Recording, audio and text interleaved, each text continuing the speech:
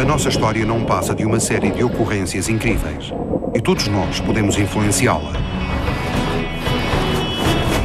Do nascimento de um império de 2000 anos ao fim de uma civilização florescente. Do gênio criativo de um punhado de homens a uma revolução global.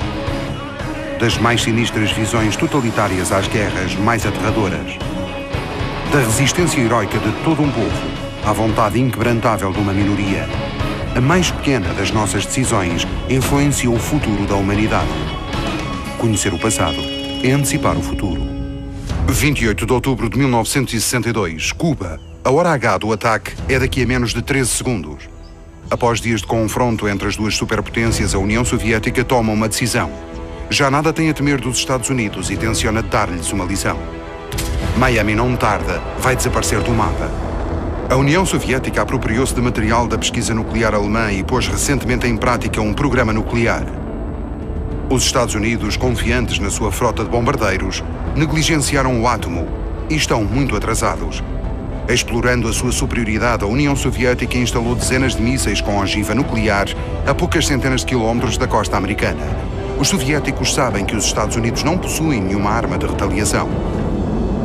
Contudo, nada disto aconteceu.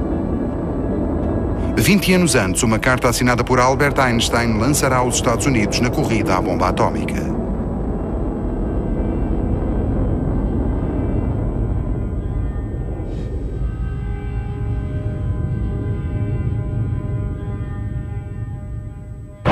Com todo o secretismo, em abril de 1939, no despontar da Segunda Guerra Mundial, a Alemanha nazi lança o seu projeto Urânio. 2 de agosto de 1939, Albert Einstein, cientista famoso, assina uma carta endereçada ao presidente dos Estados Unidos. 6 de agosto de 1945, um bombardeiro B-29 americano larga uma bomba atómica sobre a cidade de Hiroshima. Estes 3 acontecimentos intimamente ligados são momentos essenciais do projeto Manhattan e porão cobro à Segunda Guerra Mundial. Alemanha, 28 de fevereiro de 1933. O Reichstag, sede do Parlamento Alemão. A meio da noite, alguns homens invadem o edifício e ateiam um incêndio. Recentemente nomeado chanceler, Adolf Hitler acusa os comunistas pelo incêndio e ilegaliza o partido. É a era das crises financeiras, da Alemanha nazi e da Segunda Guerra Mundial.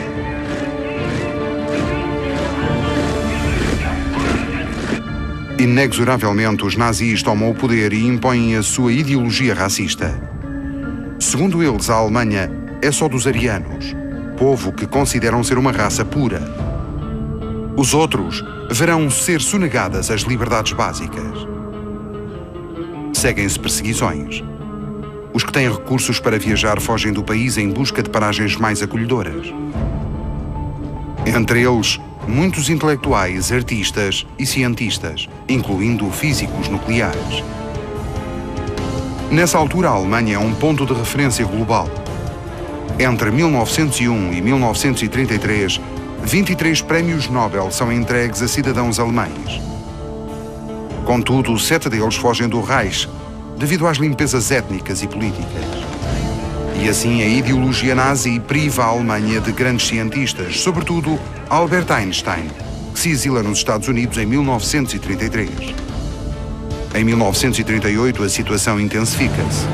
Hitler anexa a região dos Sudetas, na Checoslováquia, com o pretexto de defender os muitos cidadãos alemães que vivem nesse território e onde existe a maior mina de urânio da Europa.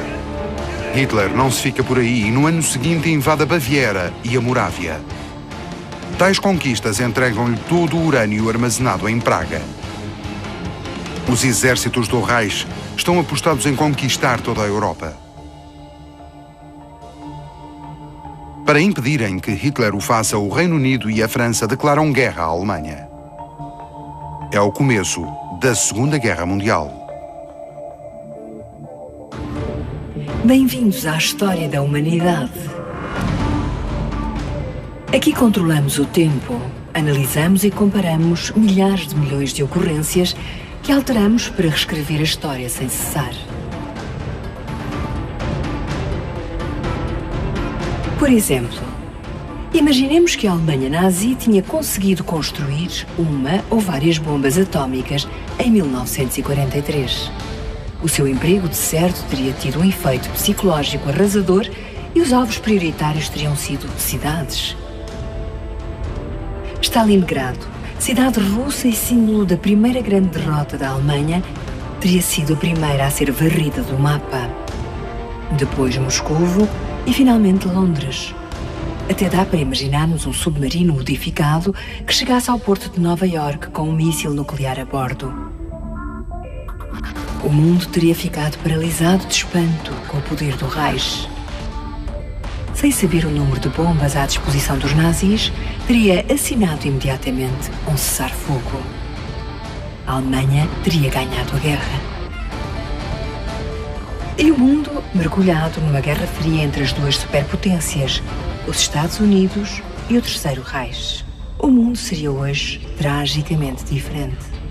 Mas vejamos o rumo dos acontecimentos. A Segunda Guerra Mundial é aberta e total. Em todas as frentes, entre todos os povos, com todas as armas. Com a intenção de destruir os inimigos, cada campo põe todo o seu engenho ao serviço desse objetivo. Cada campo teme que o inimigo descubra a arma suprema. Os aliados sabem que a Alemanha tem um programa secreto de construção da bomba nuclear, o Projeto Urânio. Quando invadem a Noruega, os nazis tomam posse da única fábrica europeia capaz de produzir a água pesada indispensável à construção da bomba. Cientistas que fugiram da Alemanha estão convencidos de que os nazis estão perto do seu objetivo. O Reino Unido também tem um programa atómico, mas os seus recursos foram monopolizados para a defesa do país. Se os nazis conseguirem as bombas antes dos aliados, o destino da guerra fica traçado. Os resultados das pesquisas inglesas são enviados para os Estados Unidos, o único país capaz de rivalizar com a Alemanha em termos tecnológicos e financeiros. Contudo, do outro lado do Atlântico, a prioridade é manter-se longe do conflito. Não estão interessados numa bomba com poder hipotético, preferem armas convencionais. A 2 de agosto de 1939, Einstein, físico de renome mundial, assinou uma carta endereçada ao presidente dos Estados Unidos, Franklin Roosevelt. Einstein é pacifista declarado, mas considera que se deve impedir a tecnologia nuclear de cair em mãos erradas, custe isso o que custar. O cientista faz soar uma campainha de alarme para obrigar os Estados Unidos a reagir. Na carta, Einstein explica a Roosevelt que os cientistas estão a um passo de saber construir uma bomba nuclear. E acrescenta que a Alemanha está em posição de ser a primeira a consegui-lo. Roosevelt resolve então criar a Comissão do Urânio. A história acaba de atingir um ponto de viragem.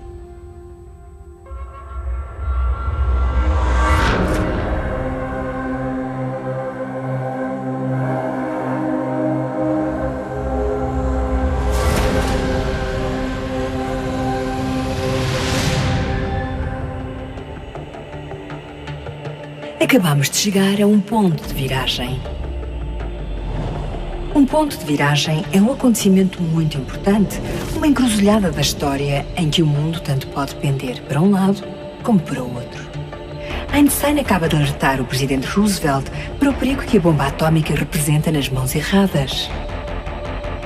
Roosevelt cria logo a Comissão do Urânio. O que teria acontecido se Einstein não tivesse assinado a carta?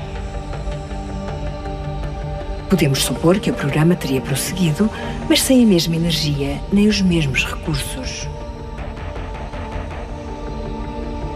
Teria sido só mais um programa, entre outros. Quando a guerra chegasse ao fim, os Estados Unidos estariam muito longe de possuir uma bomba operacional. Os enormes custos justificados em tempo de guerra já não são em tempo de paz. O Congresso teria de certo cancelado o programa militar de emprego da energia nuclear no setor civil. No que toca à União Soviética, teria provavelmente recuperado todo o material da investigação nazi que os americanos abandonaram e levado a cabo o seu próprio programa secreto. Nos anos de 1960, para surpresa de todos, os russos teriam realizado um teste nuclear ao fazer explodir a primeira bomba atómica da história. E aos Estados Unidos, restava-lhes calcular o atraso em que estavam. Os Estados Unidos, até então uma superpotência, teriam acordado num mundo dominado pela União Soviética.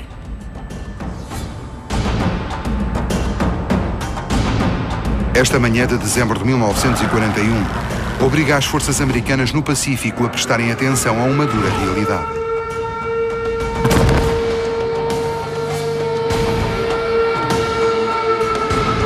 Com este ataque surpresa a Pearl Harbor, o Império Nipónico acaba de declarar guerra aos Estados Unidos. O conflito torna-se planetário.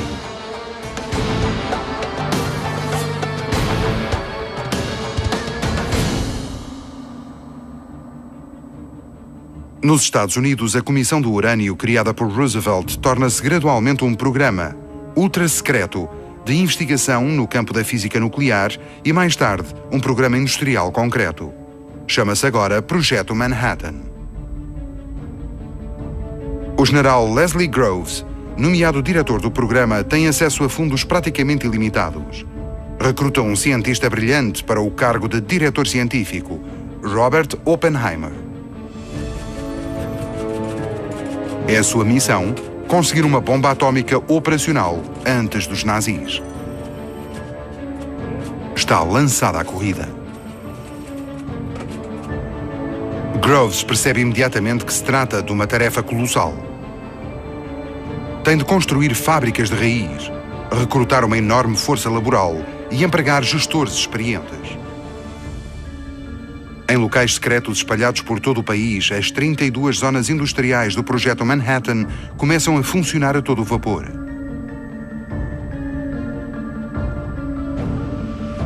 Em Oak Ridge, numa base com 13 km de largura e 27 de comprimento, produz-se urânio, o material explosivo da primeira bomba. Em Hanford, que nessa altura se torna a terceira maior cidade do estado de Washington, produz-se o plutónio da segunda bomba. Numa base muito bem protegida em Los Alamos, no meio do deserto, laboratórios de tecnologia de ponta produzem as bombas propriamente ditas. Com um orçamento equivalente a 26 mil milhões de dólares atuais, o Projeto Manhattan é incontestavelmente um dos maiores da Segunda Guerra Mundial. Mobiliza 130 mil pessoas, dirigidas e mantidas em segredo. O trabalho é muitíssimo compartimentado. Poucos são os que conhecem o objetivo final da operação. Faz-se tudo para que esse objetivo seja cumprido a tempo. Contudo, a 8 de maio de 1945, após resistência feroz, a Alemanha rende-se.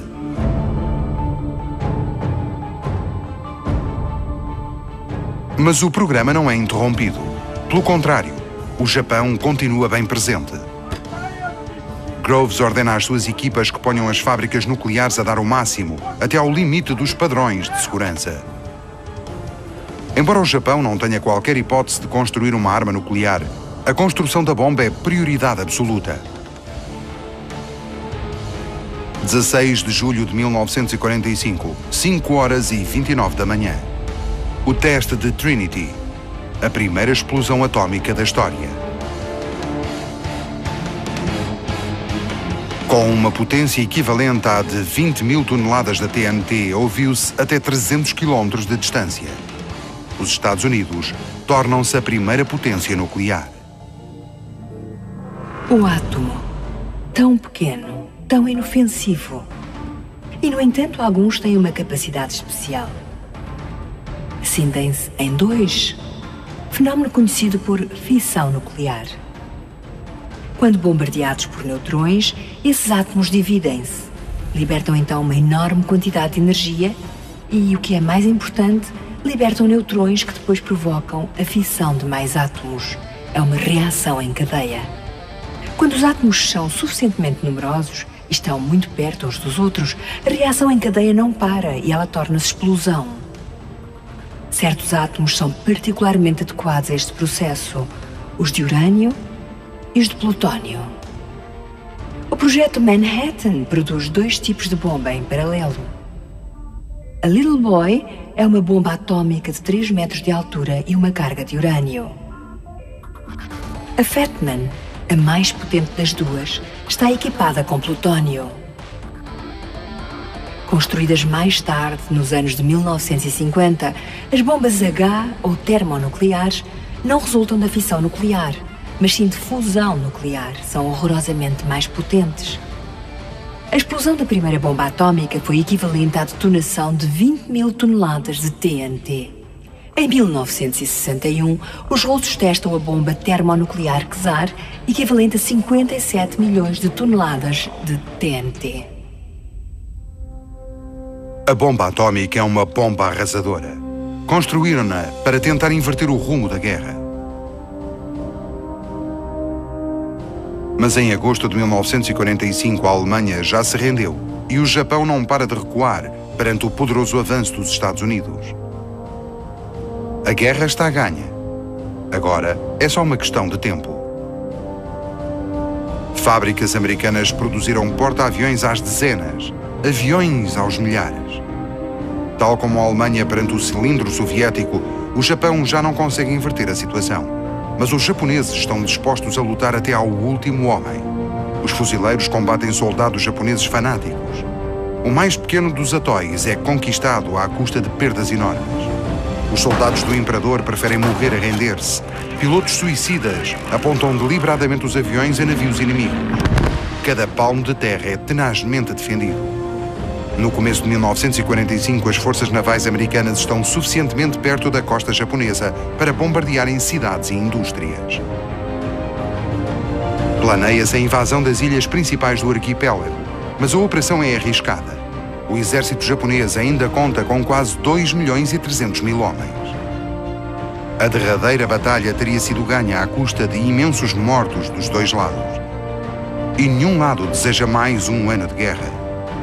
Querem é acabar com ela.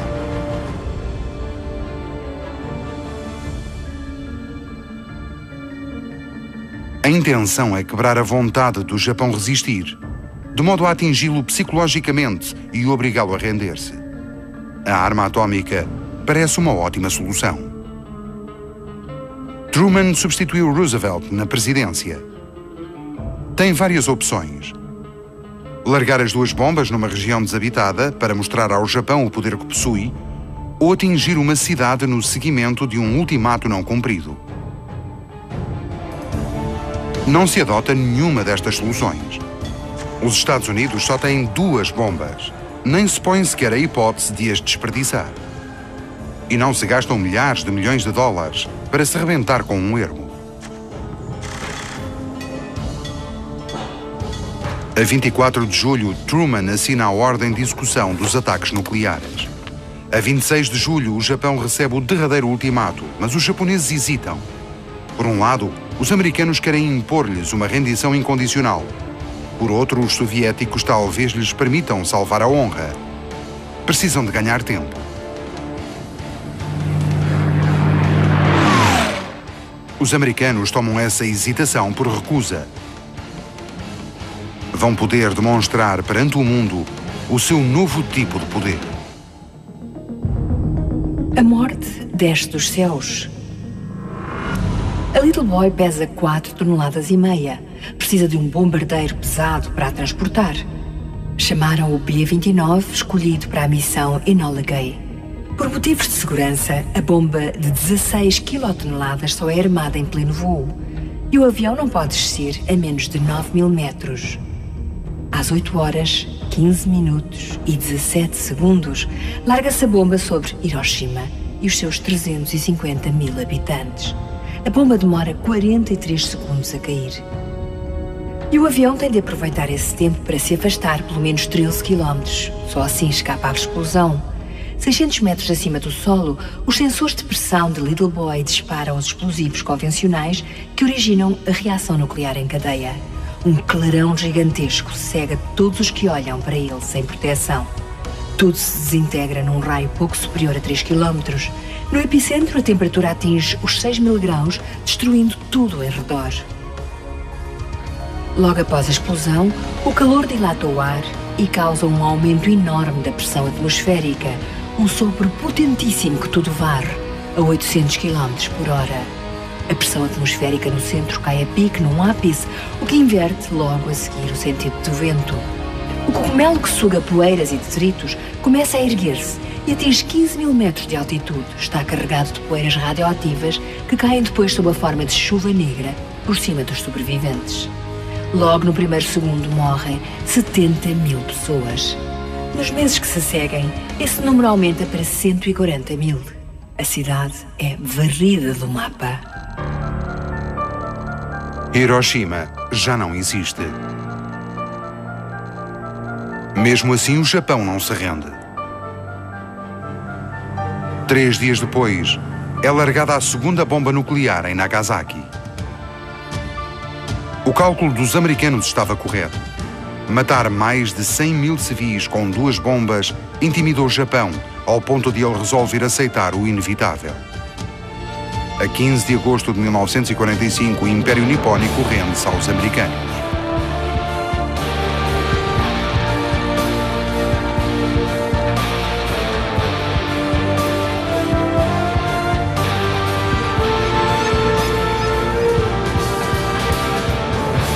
Termina a Segunda Guerra Mundial. Unidos, os aliados conseguiram vencer os inimigos, mas a coesão aparente esconde uma divergência inconciliável. A União Soviética e os Estados Unidos tornam-se superpotências ideologicamente opostas. Mesmo antes do fim da guerra, as fricções são claramente visíveis. Durante o conflito, os aliados aperceberam-se da grande importância da investigação científica. A partir de 1943, os serviços secretos russos obtiveram informações preciosas sobre o Projeto Manhattan, que levaram Stalin a lançar um programa nuclear próprio. Com a Alemanha derrotada, os aliados disputam os despojos do Projeto Urânio alemão. A missão Alsos é um ramo especial do Projeto Manhattan. É seu objetivo recuperar tudo o que puder antes dos soviéticos entrarem na Alemanha. Conduzida por ataques de comandos, a missão Alsos possibilitou a recuperação de documentos secretos, equipamento valioso e, acima de tudo, muitos cientistas alemães. O estudo de tal informação vem a mostrar que os nazis, afinal, não estavam muito avançados em relação ao Projeto Manhattan. Não teriam conseguido produzir armas nucleares durante ainda vários anos. No entanto, foi a Alemanha o principal motivo que levou os Estados Unidos a fabricarem a bomba atómica. Einstein nunca se perdoou por ter contribuído para a criação dessa arma. Em 1955, aos 76 anos, confessa: cometi um grande erro na minha vida, assinar aquela carta. Vários anos depois, muito em virtude do desmantelamento de instalações alemãs e da rede de espionagem nuclear, a União Soviética realiza o primeiro teste. Desde então, já mais 8 países fabricaram e possuem armas nucleares. Antes aliados, Estados Unidos e União Soviética entram na corrida ao armamento nuclear. É o começo da Guerra Fria. Mas essa é outra história. Guerra total. Durante a Guerra Civil, os Estados Unidos aplicaram o conceito de fazer a guerra recorrendo a todos os meios. Não importam os métodos utilizados, importa é ganhar. Na Segunda Guerra Mundial, tal princípio foi amplamente aplicado pelos 2 campos até às últimas horas da guerra. Na Alemanha, por exemplo, as cidades de Dresden e Hamburgo foram destruídas por intensos bombardeamentos aliados. Morrem 70.000 pessoas queimadas por bombas incendiárias. No Japão, Tóquio é literalmente massacrada por bombas. Morrem 100.000. Legalmente, tal ainda não é crime de guerra. Temos de esperar pela 4ª Convenção de Genebra, em 1949, para ver os civis protegidos por lei em tempo de guerra. Custa saber o que teriam sido capazes os nazis se tivessem conseguido a bomba. Felizmente, o fanatismo de Hitler levou à sua própria destruição. Mas no fim, a história deu-nos uma grande lição. Sejam quais forem as mãos que as detenham, essas armas de destruição maciça são terrivelmente perigosas e têm de ser controladas. Einstein não desejou Hiroshima. Quis simplesmente evitar um apocalipse. E de facto, a humanidade ainda cá está.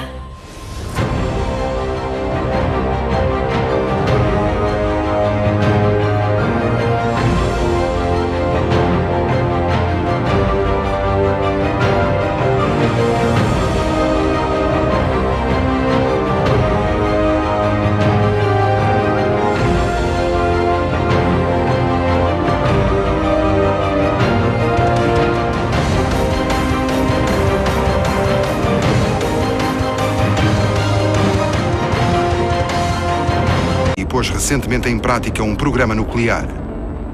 Os Estados Unidos, confiantes na sua frota de bombardeiros, negligenciaram o átomo e estão muito atrasados. Explorando a sua superioridade, a União Soviética instalou dezenas de mísseis com ogiva nuclear a poucas centenas de quilómetros da costa americana. Os soviéticos sabem que os Estados Unidos não possuem nenhuma arma de retaliação. Contudo, nada disto aconteceu. 20 anos antes, uma carta assinada por Albert Einstein lançará os Estados Unidos na corrida à bomba atómica.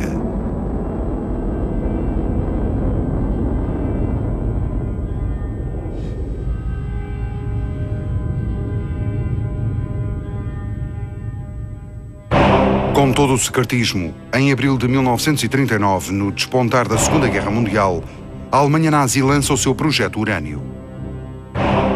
2 de agosto de 1939, Albert Einstein, cientista...